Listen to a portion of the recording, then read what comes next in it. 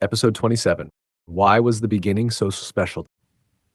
In the last episode, we looked at the arrow of time. We discovered that time appears to move forwards because entropy usually increases. We saw why smoke spreads through a room but never gathers itself back into a cigarette, why a cup of tea cools down but never warms itself from the surrounding air, and why a smashed glass does not leap back together from the floor. Entropy seemed to provide a satisfying explanation for why yesterday feels different from tomorrow. However, entropy itself leaves us with an even deeper question. If entropy tends to increase, then it must have started out lower in the past. That means the universe must once have been in an unusually ordered condition. But why? Why did the universe begin in such a special state? Why wasn't it born in complete disorder? And if it had been, would time itself have had any meaning? This question is considered by many physicists to be one of the greatest unsolved mysteries in science. It is not simply a detail about thermodynamics. It may explain why stars shine, why planets formed, why life exists, and why memories point towards the past rather than the future. At first glance, the early universe hardly seems ordered. The Big Bang was unimaginably hot, dense, and energetic. To our everyday intuition, that sounds like chaos. Yet physics tells a different story. The young universe was remarkably smooth. Matter and radiation were distributed almost uniformly throughout space. Tiny variations existed, and these would eventually grow into galaxies, stars, and planets. But compared with what the universe might have looked like, it was astonishingly even. The reason this matters lies in gravity. Without gravity, a smooth gas might appear to be a state of high entropy. Gravity changes everything. Gravity likes matter to clump together. Dense regions attract more matter, becoming denser still. Small irregularities grow larger. Stars form, galaxies assemble, and black holes appear. This means that in a universe governed by gravity, a smooth distribution of matter is actually a very unusual condition. It is a low entropy state. A universe filled with black holes possesses vastly more entropy than a universe where matter is spread evenly. In other words, the early universe was special because gravity had not yet done its work. It had not yet created the enormously entropic structures that dominate the cosmos today. This idea worried many of the greatest physicists of the 20th century. One of them was Ludwig Boltzmann. Boltzmann helped develop statistical mechanics, which explains how the behavior of huge numbers of atoms gives rise to temperature, pressure, and entropy. He realized that the second law of thermodynamics is not an absolute law in the same sense as Newton's laws. Instead, it is a law of probability. Imagine shuffling a pack of cards. There are only a handful of ways the cards can be perfectly ordered, but there are countless ways they can be mixed together. After shuffling, the cards almost always become disordered, not because order is impossible, but because disorder is overwhelmingly more probable. Boltzmann realized that the same idea applies to the entire universe. Entropy increases because there are vastly more high entropy states available than low entropy ones. But this leads to a disturbing possibility. Suppose the universe has existed forever. Suppose it spends almost all of its time in a state of maximum entropy, with occasional random fluctuations producing temporary pockets of order. Could our observable universe simply be one of those fluctuations? Boltzmann considered this possibility. Unfortunately, it creates a serious problem. If random fluctuations are responsible for producing order, then it would be far easier for a tiny fluctuation to occur than an enormous one. It would be far more likely for a single conscious brain, complete with false memories, to appear for a brief moment in empty space than for billions of galaxies, stars, planets, and 14 billion years of cosmic history to come into existence. Most physicists dislike this idea intensely because it suggests that our observations and memories are probably false, which undermines science itself. Richard Feynman also thought deeply about this problem. Feynman often explained physics by stripping away unnecessary mystery and asking simple questions.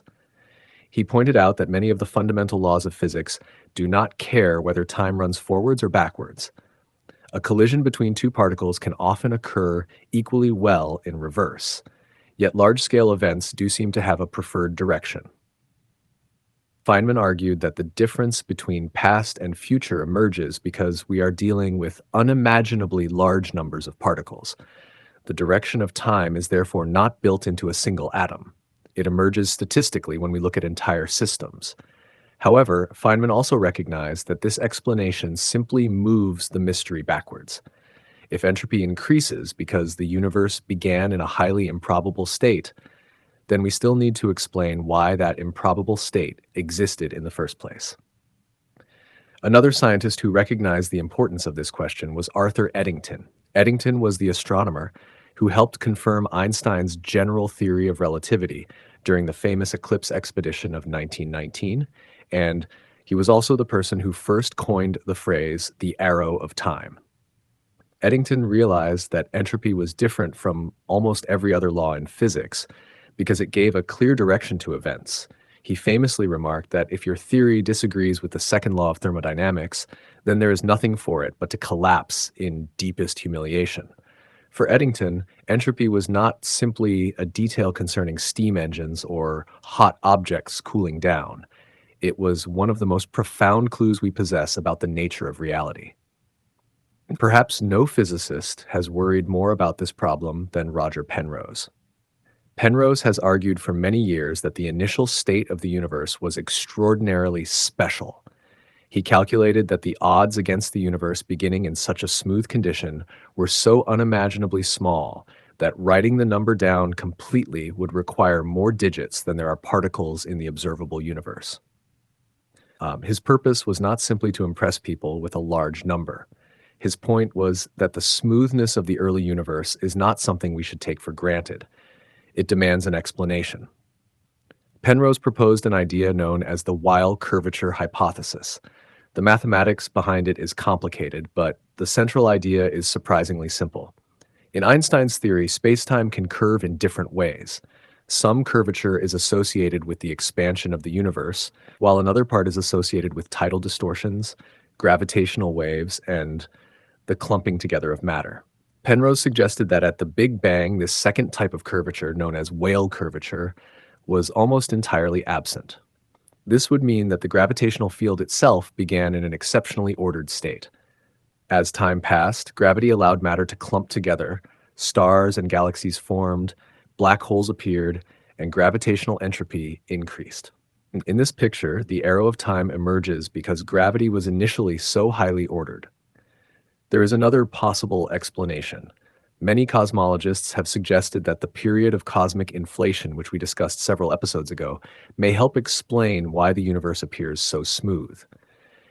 Inflation proposes that the universe expanded by an enormous factor in an incredibly tiny fraction of a second, smoothing out irregularities and producing the almost uniform cosmos we observe today. However, inflation does not completely solve the problem. Penrose and others have pointed out that inflation itself seems to require rather special conditions in order to begin. If inflation explains why the universe became smooth, we are still left asking why inflation was able to start in the first place. In that sense, inflation may simply move the mystery one step further back. More recently, physicists such as Sean Carroll have argued that the low entropy beginning of the universe may be. Carroll believes that understanding the arrow of time may eventually require a deeper understanding of cosmology, gravity, and perhaps even quantum mechanics. He has explored ideas in which our observable universe might be part of a much larger structure, allowing arrows of time to emerge naturally in different regions.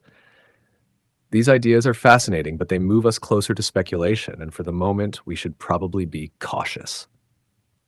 So where does this leave us? We know that entropy increases. We know that entropy gives us an arrow of time. We know that memories, records, and causes all point from a lower entropy past towards a higher entropy future.